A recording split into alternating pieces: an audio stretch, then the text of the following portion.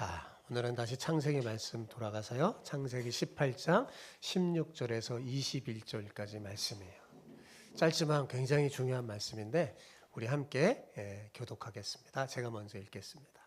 그 사람들이 거기서 일어나서 소돔으로 향하고 아브라함은 그들을 전송하러 함께 나아가니라.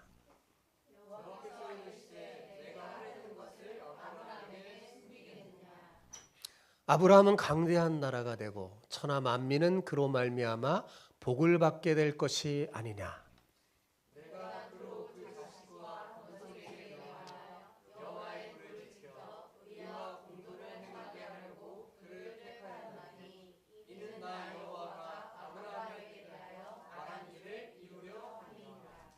여호와께서 또 이르시되 소돔과 고모라에 대한 부르짖음이 크고 그 죄악이 심히 무거우니 내가 이제 내려가서 그 모든 행한 것이 과연 내게 들린 부르짖음과 같은지 그렇지 않은지 내가 보고 알려 하노라. 아멘. 오늘은 하나님께서 우리를 택하신 이유라는 제목으로 은혜를 나누고자 합니다.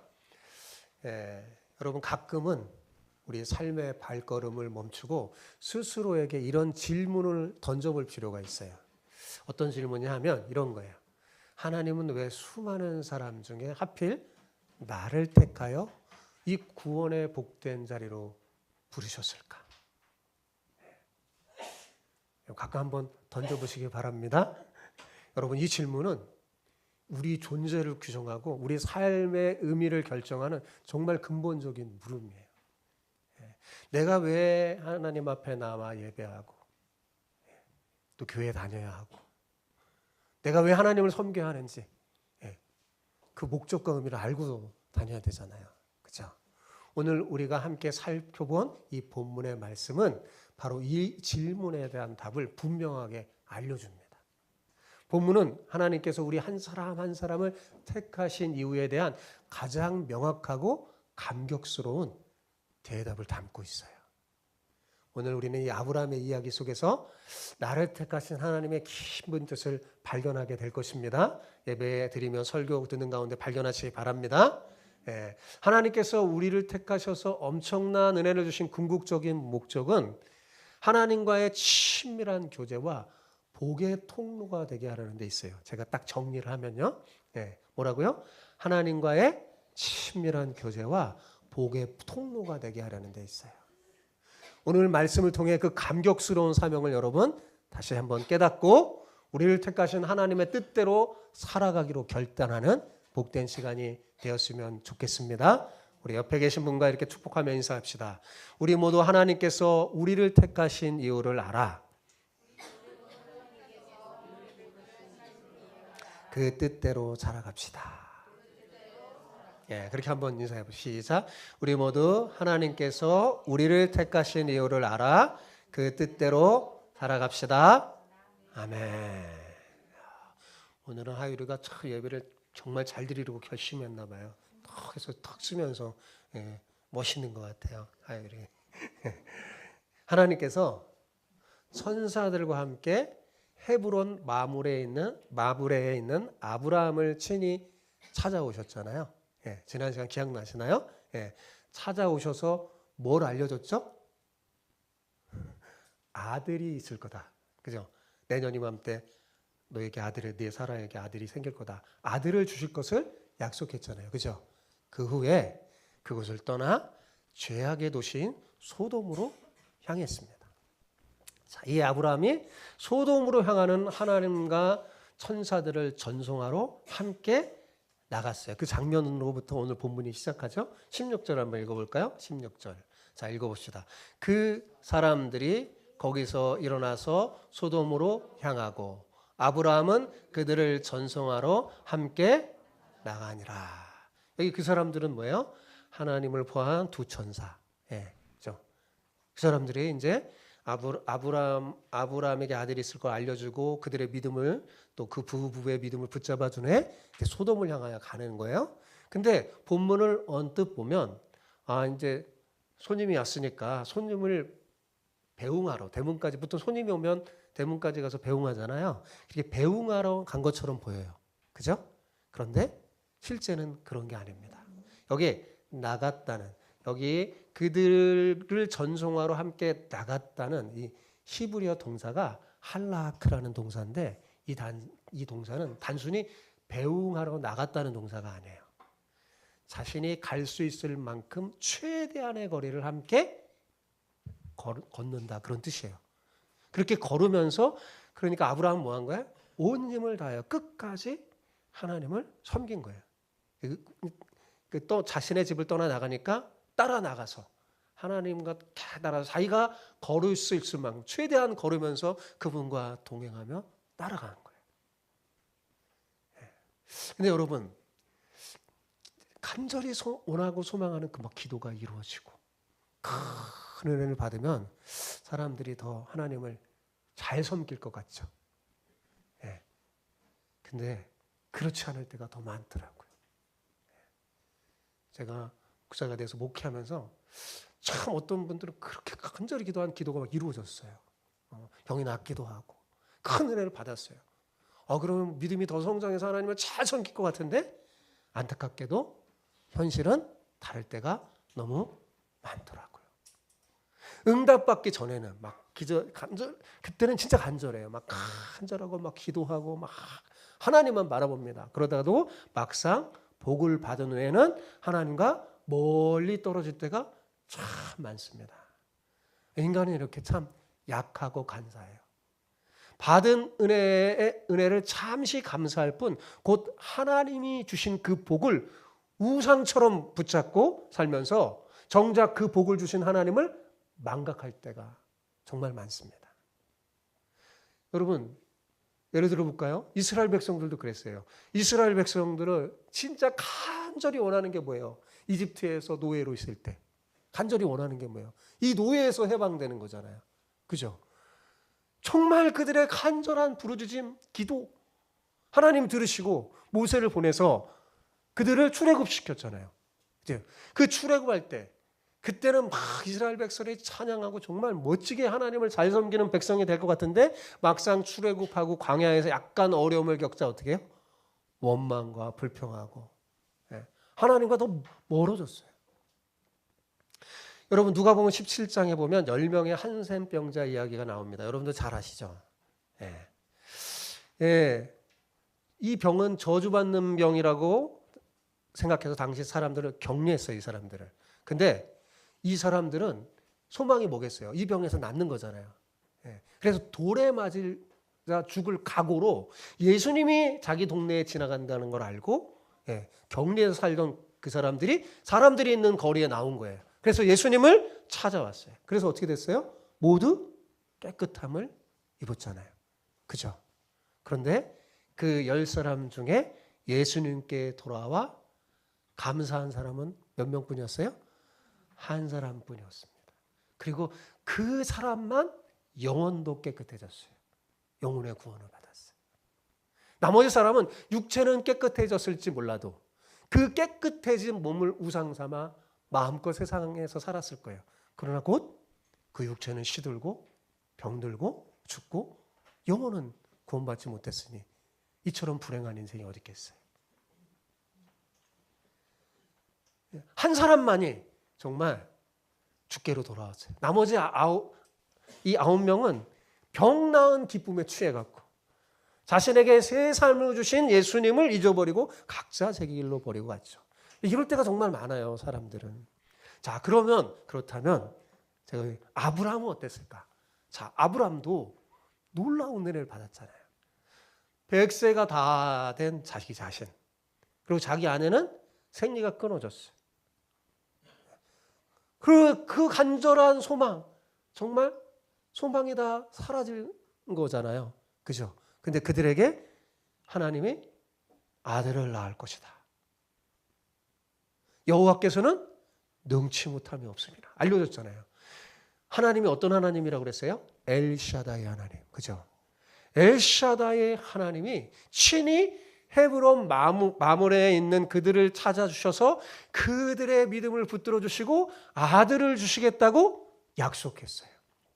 그것도 내년 이맘때라고 정확한 시기를 딱 알려주면서 그들에게 믿음을 심어주셨어. 그죠? 정확하게. 그리고 뭐야? 이름까지 알려줬잖아요. 이삭이라 하라. 여러분, 엄청난 기도의 소망 응답 받았잖아요. 여러분, 그럼 어떻게 해야 되겠어요?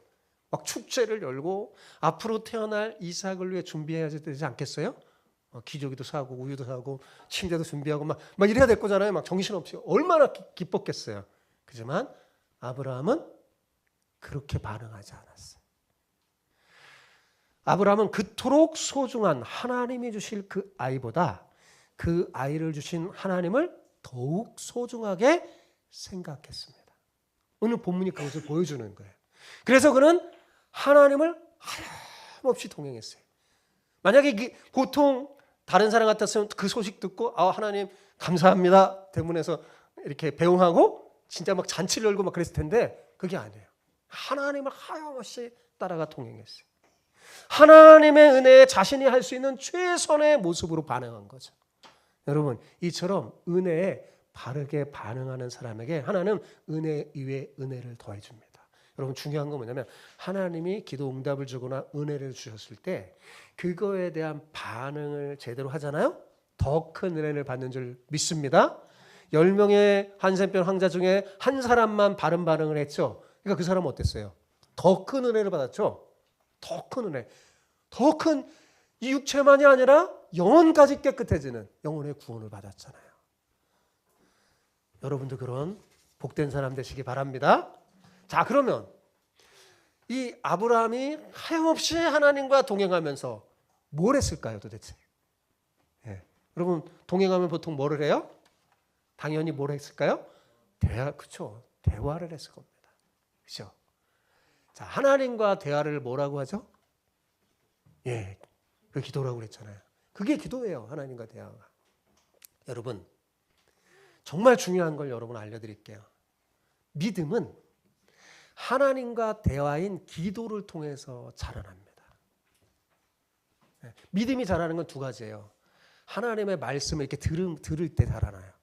말씀을 들어야지 여러분 믿음이 자라납니다. 예배의 자리에 있어야지 믿음이 자라나는 거예요. 그리고 또 믿음이 자라는 건 뭐냐면 하나님과 대화인 기도를 통해서 믿음이 자라는 거예요. 그런데 어때요? 오늘날 우리가 기도할 때 좀처럼 대화하지 않고 일반적인 통보를 하지 않나요? 그래서 문제가 생길 때만 기도해요. 좀 한사람 문제가 생길 때. 그리고 그 문제 해결해 달라고 통보하면서 기도합니다. 그죠? 이런 신앙은, 이런 기도는 내 신앙을 성장하지 못해요. 제자리 걸음하게 한단 말입니다. 하나님이 주신 은혜에 끊임없이 응답하며 하나님과 영적인 대화를 해야지 믿음이 성장해요. 아브라함이 바로 그랬기 때문에 약했던, 아브라함 믿음이 되게 좋지 않았다고 그랬잖아요. 아브라함 믿음이 왜? 자꾸 하나님을 만나 하나님과 대화하니까 믿음이 성장하는 거예요. 여러분, 인격이 고매한 분과 대화하면 어떻게 될까요? 나도 수준이 높아져요. 사람도요, 좀 나보다도 괜찮고 훌륭한 사람을 자꾸 만나고 그 사람하고 대화하잖아요. 나도 수준이 좋아져요. 그렇지 않나요? 그렇잖아요. 그렇다면요, 여러분 하나님을 만나면 어떻게 될까요? 이루 말할 수 없을 거 아니에요. 하나님과 대화를 하면 우리의 신앙과 인격도 하나님을 닮아서요 고매해지는 거예요. 달라지는 거예요. 그래서 누구를 만나냐가 정말 중요해요. 우리 어린 친구들. 그래서 친구가 중요한 거예요. 누구를 만나냐, 누구와 대화하느냐가 중요한 거예요. 좀 수준 낮게 하고 대화하면 나도 수준이 낮아져 버려요. 나도 그렇게 돼 버려요. 가장 수준 높으신 분이 누구예요? 하나님이잖아요. 하나님과 대화. 하나님은 어린 꼬마하고도, 우리 하율이하고 대화할 수 있어요. 하율이도 대화할 수 있어요. 하나님과 대화하면 수준이 높아집니다. 자, 17절 볼까요? 17절 같이 읽어봅시다. 여호와께서 이르시되 내가 하려는 것을 아브라함에게 숨기겠느냐. 이것은 하나님이 스스로에게 말하는 독백이에요. 내가 하려는 것을 아브라함에게 숨기겠느냐. 근데 여러분 한번 생각해 보세요. 하나님은 절대 주권자잖아요. 그죠? 그러므로 당신의 계획을 누구에게 공지하거나 상의할 이유가 있어요, 없어요? 전혀 없죠. 그냥 하시면 돼요. 그런데도 하나님은 중요한 심판을 앞두고 보잘것없는 피조물인 아브라함에게 소돔과 고모라를 멸망시킬 계획을 알려줍니다. 여기서 우리는 하나님께서 아브라함을 마음을 나누고 싶은 대화의 상대로 여겼음을 알 수 있습니다. 여러분, 이게 기독교의 영광이에요. 여러분, 천사에게 일을 시키면 훨씬 일이 잘 진행되겠죠. 그죠? 하지만 하나님은 일꾼보다 마음을 나누고 사귀는 친구를 원하세요. 그래서 야고보 기자에 의하면 아브라함은 하나님의 벗이라는 칭함을 받았다고 그랬어요. 하나님의 친구가 됐어요. 그럼 이걸 통해 뭘 알 수 있냐? 아브라함은 하나님과 대화를 참 많이 했다는 사실을 알 수가 있는 거예요. 예. 하나님과 마음을 나누는, 대화를 나누는 친구였어요. 예수님도 신약 성경에서 이렇게 말했어요. 종은 주인이 하는 것을 알지 못한다. 그런데 내가 너희를 친구로 여겨서 내 아버지께서 내게 알려준 걸 너에게 알리노라. 예수님 말했어요. 예수님도 우리를 뭐예요? 친구로 여기죠. 그러면서 이랬어요. 사람이 친구를 위하여 목숨을 버리는 것보다 이에서 더 큰 사랑이 없나니. 친구인 우리를 위해서 예수님 어떻게 했어요? 목숨을 버리며 사랑을 보여주셨죠. 네. 여러분, 하나님은 여러분과 친구 되기 원하세요. 근데 대화 안 나누면 친구 대화 안 돼요. 안 되죠. 기도하지 않은 하나님과 친구 되기 어려워요, 여러분. 기도해야 돼. 그래서 종이 아닌, 아브라함은 종이 아닌 하나님의 벗이니까 숨김없이 계획과 생각을 보여주시고 공유하신 거예요. 여러분, 신앙의 최고점은 기도를 응답받는 것에 있지 않습니다. 내가 기도하면 하나님 막 응답해 주시고, 야, 그 사람 신앙 최고야. 그게 아니에요. 오히려 주님께서 우리에게 마음을 열어서 보이셔서 미련한 우리가 그분의 뜻을 분별하여 알아서 하나님과 함께 동행하는 것. 그것이 오히려 훨씬 수준 높은 신앙인 줄 믿습니다. 네. 자, 그렇다면 우리가 이렇게 하나님과 마음을 나누고 그분의 뜻을 분별하여 살려면 어떻게 해야 될까? 바로 하나님의 말씀과 함께 살아야 돼요. 여러분, 하나님과 마음을 나누고 그분의 뜻을 분별하려면 하나님을 알아야 되잖아요. 그죠? 하나님의 말씀을 통해 하나님을 알고 그래서 더 계화가 짚어지는 거예요. 베푸신 은혜에 감격하여 하나님과 마음을 나누는 그 교제를 하는 가장 확실한 방법은 뭐냐? 말씀과 동거하는 거예요. 말씀 없이 하나님을 알아가는 길은 없습니다. 그래서 제가 제 아들들에게 믿음에 대해서 얘기하고 하나님에 대해 얘기할 때 언젠가 큰아들이 그러더라고요. 하나님을 알고 싶다고. 그래서 제가 뭐라고 그랬겠어요? 하나님 알고 싶어? 의변아, 성경을 읽어야 한다. 성경을 읽으라고 그랬어요. 성경을 읽어야지 하나님을 알아요. 그리고 기도에 대해서 얘기해 줬죠. 기도해야지 알아. 기도해야지 하나님을 알고 하나님의 뜻을 압니다. 여러분, 시편 25편 14절을 한번 볼까요? 시편 25편 14절 같이 읽어봅시다. 여호와의 친밀하심이 그를 경외하는 자들에게 있으며 그의 언약을 그들에게 보이시리로다. 여러분, 여기서 친밀하심이라는 단어가 히브리어로 소드라는 단어인데 이 단어는 친밀한 대화를 나누는 우정을 뜻하는 거예요. 여기 친밀하심 그냥 아니라 뭐라고요? 친밀한 대화를 나누는 우정이라는 말이에요. 이 소드라는 단어가. 그러니까 우정 속에 나누는 대화는 어때요? 아주 친밀하고 비밀스러운 일도 함께 의논하죠. 진짜 친한 친구는 뭐예요? 비밀을 어떻게 해요? 공유하잖아요. 그죠? 비밀스러운 다른 사람을 다 공유해요. 예, 진짜 친하면 어떨 때는 뭐예요? 친구도 뭐 엄마 아빠도 모르는 거, 예, 그것도 다 공유하잖아요. 그죠? 그 비밀스러운 대화까지 나누는 우정, 그게 여기 단어의 소드예요. 친밀하심. 여러분, 하나님은 자신을 경외하지 않는 자에게는 비밀이지만 자신을 경외하는 자에게는 더 이상 비밀이 아닙니다.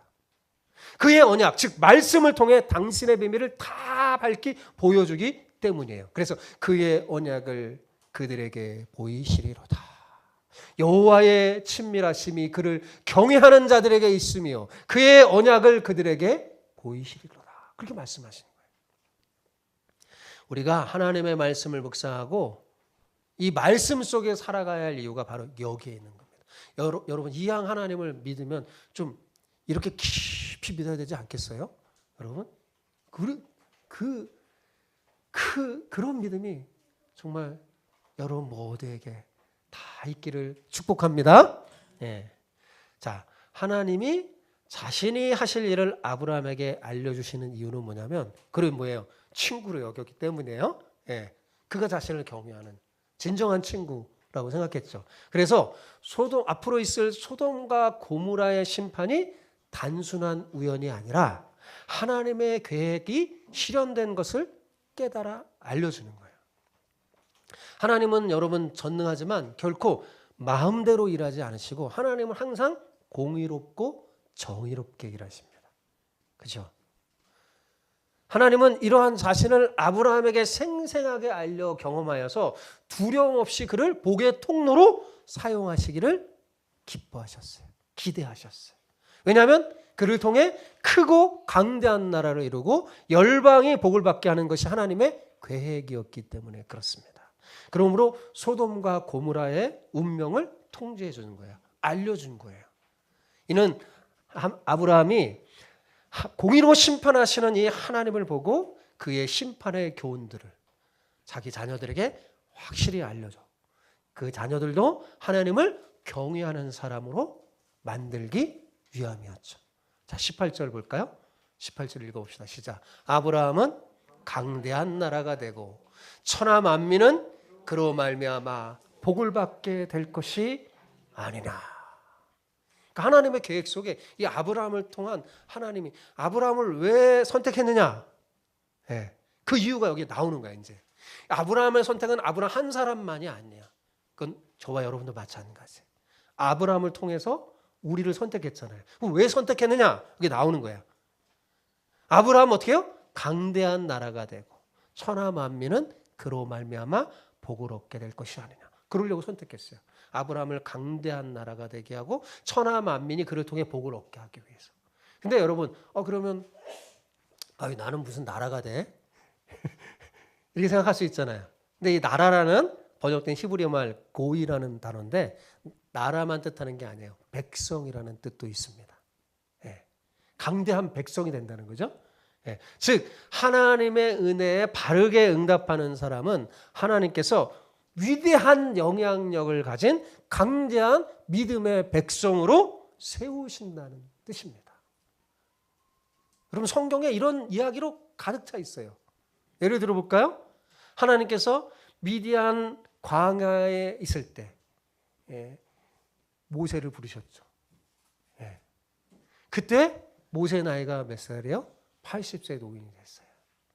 그때 모세를 부르니까 모세가 어떻게 했냐면 주여 보낼 만한 사람을 보내셔서 저는 자격이 안 됩니다. 말도 잘 못하고 뭐 이렇게 말했어요. 당시 모세는 이제 자기를 현실을 자각한 거죠. 자기는 80세 노인일 뿐만 아니라 이집트를 떠난 지 40년이나 지났어요. 그리고 이집트의 왕자였잖아요. 그러니까 이집트의 군사력이 얼마나 큰지 누구보다 잘 알죠. 근데 하나님이 모세를 부르면서 뭐라 그랬냐면 내 백성을 거기서 건져내라 이런 사명을 준 거거든요. 이집트라는 강대한 나라에서 이스라엘 백성을 건져내라고 하니까 모세가 저는 나이도 많고 그 강대한 나라를 에서 이스라엘 백성을 건져낼 자격이 없습니다. 이렇게 말한 거예요. 하지만 하나님께서 그에게 믿음을 심어줘요. 엘샤다이 하나님이잖아요. 어떻게 해요? 하나님 항상 어떻게 하냐면 내가 함께한다 하면서 말해줘요. 괜찮아, 너가 약한 거 다 알아. 내가 함께 하면서 붙잡아 주니까 믿음으로 반응해요. 모세가 그 말을 믿고 자신을 들여서 응답하자. 그 결과 어떻게 됐어요? 위대한 출애굽의 지도자가 됐잖아요. 그죠? 또 이스라엘 백성이 미디안이라는 나라의 극심한 압제를 받고 고통스러울 때 너무나 두려워서 산에서 살던 기드온을 하나님이 부르셨어요. 산에서 몰래 미디안 사람들한테 해코지 당할까 봐 몰래 숨어 살던 기드온이었어요. 근데 하나님이 기드온을 부릅니다. 큰 용사여 하면서 불러요. 그러니까 기드온도 모세와 똑같이 거절했죠. 저는 아닙니다. 저는 이스라엘 지파 중에서 가장 연약한 므낫세 지파 중에서도 가장 작은 가문에 그 중에서도 저는 가장 작은 사람입니다. 하면서 모세처럼 거절해요. 그러나 하나님이 그를 붙잡아 주죠. 똑같아요. 함께 한다는 거죠. 두려워 말아라. 내가 함께. 그러자 그 은혜의 말씀에 순종한 결과 어떻게 돼요? 그를 통해서 그냥 300명의 보통 사람으로 미디안의 대군을 물리치는 엄청난 위대한 하나님의 믿음의 백성이 됐잖아요. 그죠? 나사렛에 있던 마리아도 마찬가지입니다. 천사를 통해 하나님의 아들을 낳으라는 놀라운 소식을 듣자 얼마나 깜짝 놀라요. 그 똑같은 반응이에요. 자기는 미천한 여인이 또 남자를 알지 못하는 미천한 여인이 어떻게 이런 엄청난 일을 감당할 수 있겠습니까? 하자 천사 가브리엘이 말하죠. 하나님 똑같은 말이에요.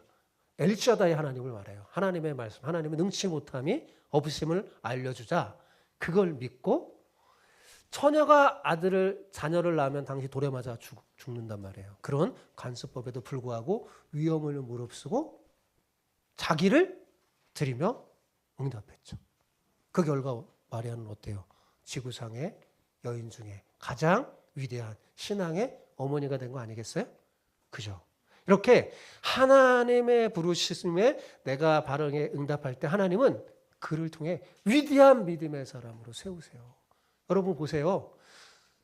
주님은 힘이 없는 노인 모세, 두려움, 무서움에 숨어 살던 겁 많았던 기드온, 그리고 빈민촌에 살던 보잘것없는 마리아를 부르셨어요. 이들이 주님의 은혜에 응답했을 때 주님은 그들을 이 세상 그 누구보다 더 위대한 신앙의 백성으로 세우셨어요. 그죠? 이처럼 하나님은 성경에 보면 바울이 말합니다. 하나님의 부르심을 보면 참 보잘것없는 인간들을 들어서 지혜롭다고 하는 강하다고 하는 사람을 부끄럽게 할 때가 많다고 말합니다. 왜 그러실까? 여러분 세상에서 자기가 좀 강하다고 생각하고 지혜롭다고 여기는 사람들은요 자기가 믿을 게 너무 많아요. 자기가 더 많아요. 그래서 하나님 앞에 온전히 자신을 드리며 응답하지 않기 때문에 그렇습니다. 그러므로 여러분 우리가 아무리 보잘것없고 정말 천해도 우리에게 임하신 주님의 은혜에 우리가 정말 바르게 겸손히 응답한다면 하나님께서 우리를 위대한 신앙의 백성으로 세워주실 줄 믿습니다. 아멘. 자 18절을 다시 볼까요? 아브라함은 강대한 나라가 되고 천하 만민은 그로 말미암아 복을 받게 될 것이 아니냐. 자, 아브라함 한 사람이 위대한 믿음의 백성으로 끝나는 게 아니라 어떻게 돼요? 그를 통해 천하 만민이 복을 받게 된다는 거예요. 한 사람의 바른 응답이 모세를 통해 백성 전체가 노예 생활에서 구원받았잖아요. 그죠? 기드온을 통해서 온 이스라엘 백성이 미디안 압제에서 구원받았잖아요. 마리아 한 명이 정말 죽음을 무릅쓰고 자신을 들여 응답했을 때 그 태를 통해 나오신 예수 그리스도를 통해 천하 만민이 구원을 얻는 복을 받았잖아요. 그죠? 이처럼 한 사람의 바른 응답이 수많은 사람에게 복이 되는 거예요. 성경에는 그런 이야기로 가득 차 있습니다. 그래서 여러분 한 사람 한 사람의 신앙이 너무 중요한 거예요. 내가 비록 보잘것없고 형편없는 인간일지라도 하나님께 나를 온전히 드릴 때 나를 통해서 많은 사람이 하나님의 복을 얻는 겁니다. 여러분 하나님이 왜 우리를 택했느냐? 나만이 아니라 나를 통해서 다른 사람이 복을 받게 하기 위해서 부르신 거예요. 여러분 이거 하나님 앞에서 이거보다 더 멋있고 더 자랑스럽게 보여드릴 삶이 어디 있겠습니까? 이거보다 더 가치 있는 인생이 어디 있겠어요? 그렇다면 이렇게 하나님은 당신의 은혜에 바르게 응답하는 자를 왜 위대한 신앙인으로 세우고 복의 통로로 삼아서 은혜를 계속해서 부어주시는 걸까요? 그 이유가 19절에 나와요. 19절이 제일 중요합니다. 같이 읽어볼까요? 19절. 19절 시작. 내가 그로 그 자식과 건속에게 명하여 여호와의 도를 지켜 의와 공도를 행하게 하려고 그를 택하였나니. 여러분 이 구절이 너무너무 중요합니다. 하나님께서 우리를 택하시고 복의 통로로 삼은 것은 혼자 잘 먹고 잘 살라는 게 아니에요. 바로 먼저 내 자식과 내 주변에 있는 사람들, 그들에게 뭐예요? 하나님의 말씀을 쫓아 의와 공도를 행하게 하기 위해서입니다. 여러분 이게 말로만 될까요? 말로 다 안 되죠. 내 삶으로 보여줘야 돼요. 이 삶이야말로 후회 없고 영원한 의미를 가진다는 것을 우리의 행동으로 보여줘야 돼요. 내가 하나님께 먼저 택함을 받은 사람이라면 이걸 가져야 돼요. 부모가. 나를 통해 먼저 내 복의 통로를 누구한테 먼저 전해줘야 돼요? 자식에게. 말로 안 돼요. 내 삶으로. 이 삶이 가장 귀한 삶임을 우리의 행동으로 보여주고 증명해야 합니다. 하나님께서 우리에게 은혜와 복을 주시고 강한 믿음의 백성으로 세우신 이유는 하나님의 말씀을 쫓아 이 정의와 공의를 행하게 하기 위함입니다. 그리고 이 하나님의 정의와 공의를 행하는 사람이 사람을 바르게 사랑할 수 있어요. 그래서 성경은 사랑이 율법의 완성이라고 한 거예요. 여러분, 사랑하는 사람이 하나님의 공의를 세우지 않을 수 없습니다. 우리가 누군가를 정말 진정으로 성경이 가르쳐준 대로 사랑한다면 여러분 그의 물건을 훔치거나 그 가정에 고통을 주는 그런 행동을 하겠나요? 내가 정말 누군가를 사랑하고 하나님을 믿는 사람인데 불륜을 저지를 수 있겠나요? 그럴 수가 없잖아요. 내 이익을 위해서 거짓 증거할 수 있을까요? 할 수 없죠. 사랑하면 하나님의 공의가 저절로 세워집니다. 우리가 공의를 세우는 것은 결국 이 하나님의 사랑으로 하나님의 나라를 이루기 위함인 것입니다. 하나님께서 우리를 택하여 복을 주신 이유 역시 이 궁극적인 사랑의 실천과 깊이 관련되어 있는 거예요. 하나님의 나라는 이 사랑으로 하나님의 경의와 공의를 실천하는 이 사랑으로 확장되어 커져나가는 거예요. 여러분 아브라함만 잘 믿으면 되는 것이 아닙니다. 우리 주님의 기대는 이 아브라함 자신이 복의 통로가 될 뿐만 아니라 그의 후손까지도 아브라함처럼 똑같이 하나님의 공의와 진리를 바르게 가르쳐서 그도 뭐가 되는 거예요? 그도 복의 통로가 되기를 원하시는 거예요. 하나님은 우리와 우리 자녀들을 통해서 열방이 복을 받기를 원하세요.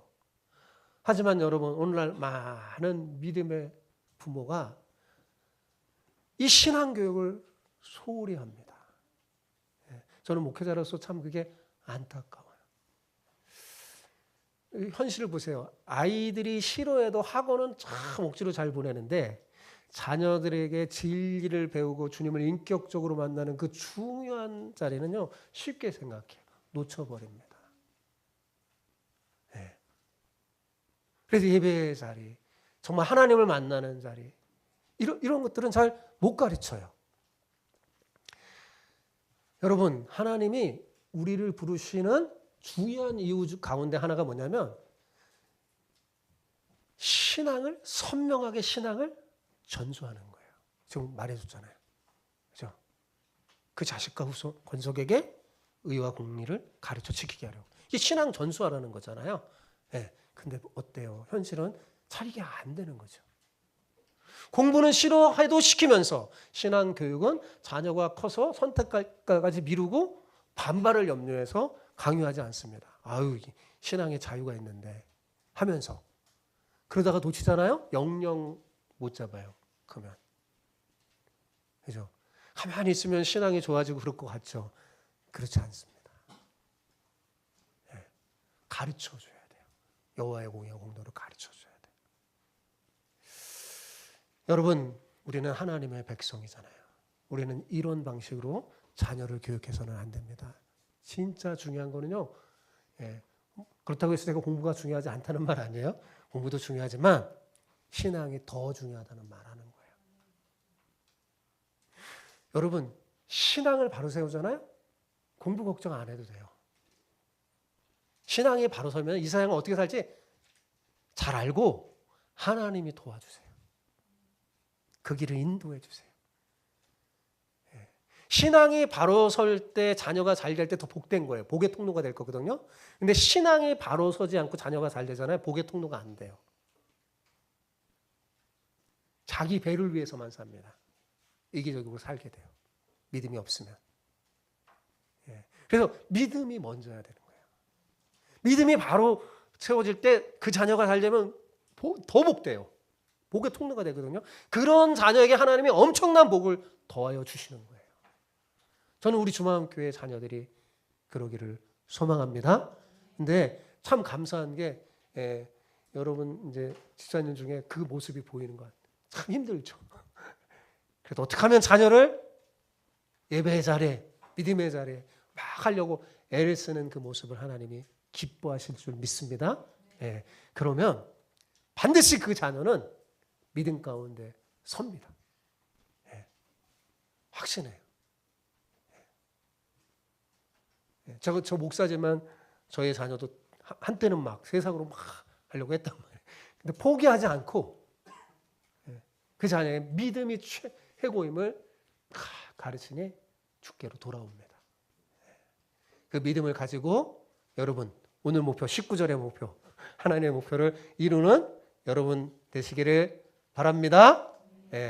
여러분 신앙을 생명처럼 귀한 유산으로 여기고 공부와 신앙을 균형 있게 잘 잡아 적절한 비율로 잘 가르치는 여러분 되시기 바랍니다.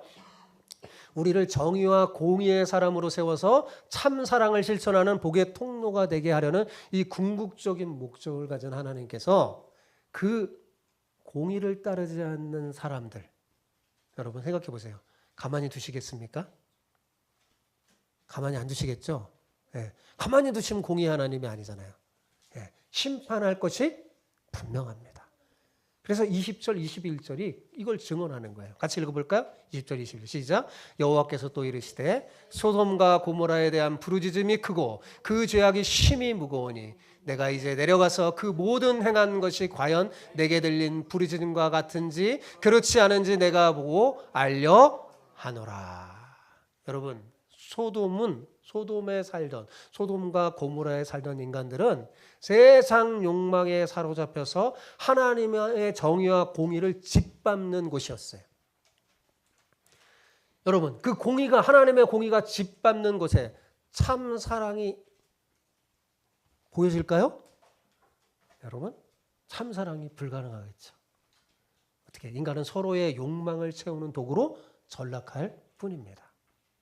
당신의 공의를 위해서 우리에게 복을 주시는 이 하나님이 그 공의를 짓밟는 하나님을 심판하지 않으면 정의의 하나님이 아닐 겁니다. 당연히 심판하셔야 되죠. 그래서 하나님은 소돔과 고모라를 심판하시는 거예요. 우리가 이 심판의 하나님을 바로 알 때 우리에게 주신 구원이 결코 값싼 구원이 아니라 그런 선물이 아니라 주님께서 주신 보배로운 선물임을 여러분 절감하게 될 것이고 내가 어떻게 살아야 될지 더욱 분명히 깨닫게 될 것입니다. 이제 말씀을 정리할게요. 화면도 바꿔주세요. 말씀을 정리할게요. 네. 자, 여러분 오늘 말씀을 통해서 이제 알았어요? 하나님 왜 나를 택하시고 은혜를 베푸셨는지. 그 궁극적인 이해를 아셨나요? 모르셨나요? 표정이 보니까 아셨어요? 예, 잘 모르시면 다시 한번 녹화된 설교를 들으시기 바랍니다. 그리고 제가 원고도 줬잖아요. 원고도 다시 한번 읽어보세요. 자, 그럼 정리해볼게요. 그 깨달은 게 뭐예요? 먼저 우리를 하나님의 벗으로 삼아서 친밀한 교제를 하고, 그죠? 복의 통로로 사용해서 이 땅에 하나님의 정의와 공의가 실현되는 하나님 나라를 세우기 위해서 저와 여러분을 택한 줄 믿습니다. 네. 그래서 여러분 이렇게 사용되려면 첫 번째가 뭐냐면 하나님의 벗이 돼야 돼요. 네. 잊지 마세요. 네. 결국에 하나님과 가까워지는 사람 되시기 바랍니다. 누구보다도. 그래서 하나님의 뜻을 알고 하나님을 닮아서 하나님이 가르쳐준 그 정의와 공의를 실현하는 여러분 되시기 바랍니다. 여러분 우리에게 있어서 이 아브라함의 헤브론과 아브라함은 지금 헤브론 마물에 있어요. 택한데 롯은 어디에 있어요? 소돔에 있잖아요. 이 아브라함의 헤브론과 롯의 소돔은 단순한 지리적인 장소가 아니에요. 상징적인 의미가 있죠. 우리가 주님의 은혜에 아브라함처럼 바르게 반응한다면 내 심령이 뭐가 될까요? 헤브론이 되는 거예요. 그죠? 하나님이 그러면 나를 복의 통로로 사용하실 겁니다. 그러나 은혜를 받고도 받은 것에는 좋아서 막 근데 그걸 가지고 정작 하나님의 영광을 돌리는 게 아니라 막 세상을 즐기며 세상을 섬기느라 주신 그 하나님을 외면하면 어떻게 될까요? 내 마음은 소돔이 되고 말 겁니다. 그러니까 소돔과 이 헤브론은 멀리 있는 게 아니라 바로 우리 안에 있어요. 그래서 오늘은 내 마음이 헤브론이 되기도 하고 내일은 소돔이 될 수도 있어요. 두 마음이 동시에 공존할 수도 있어요. 그래서 갈라디아서 말하잖아요. 그때 성령을 쫓아 행하라. 네 마음을. 헤브론의 그 하나님을 따르라. 그 말이에요. 네. 우리가 신앙생활하고 영적인 훈련을 하는 것은 끊임없이 이 내 심령을 이 아브라함의 헤브론처럼 주님과 동행하는 장소로 바꾸는 과정입니다. 자꾸 그래서 하나님의 말씀을 우리 심령에 두라는 게 뭐냐면 그 소리를 듣는 거예요. 헤브론의 소리를 들으면서 자꾸 내 마음을 헤브론 하나님 앞에 가는 거죠. 그럴 때 하나님께서 우리를 복과 사랑의 통로로 사용하십니다. 하나님께서 우리를 각자 그렇게 사용하시기를 위해서 우리를 부르셨어요. 잊지 마세요. 사랑하는 성도 여러분, 우리의 삶은 헤브론과 소돔을 오고 가는 삶을 살고 있어요. 그때 우리를 복과 사랑의 통로로 사용하시려는 그 하나님의 뜻의 앞에 온전히 응답하며 살아가는 여러분 되시기 바랍니다. 주님과의 친밀한 교제 속에서 공의를 실천하면서 천하 만민이 복을 얻는 위대한 신앙의 백성 다 되시기를 바랍니다. 부디 여러분 모두 자신이 택한 이유를 잘 알고 삶으로 증명해서 이 시대를 비추는 복과 사랑의 통로가 되시기를 축복합니다. 아멘.